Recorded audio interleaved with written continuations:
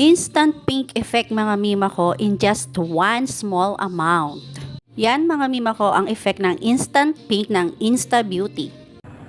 Try ko today mga mima yung Insta Pink ng Insta Beauty. Yan, try ko mga mima kung bagay din sa akin ang pink. Ito yung trending na Insta Pink ng Insta Beauty. Try natin mga mima kung babagay sa akin ang pink. Konting amount lang daw nito mga mima ay super makulay na. Tingnan natin. Oh no! Napunaw ko doon ata.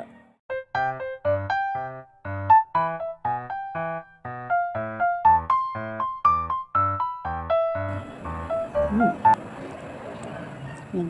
Konti lang yung mga mima pero super kulay pala.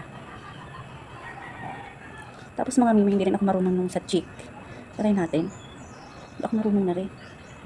Tingnan natin kung ano naging epekto niya. Yung maliit na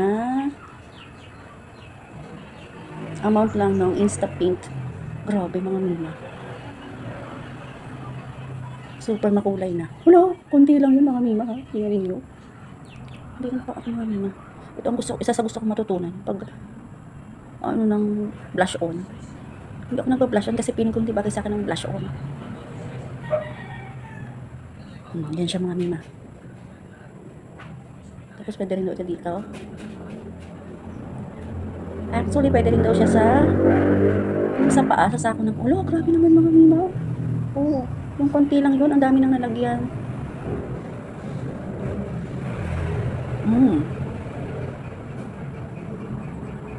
Ito lang.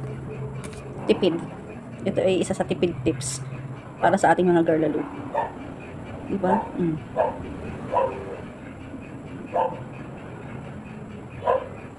Talagang Insta Pink. Pink na pink. Yun lang mga mima. Bye!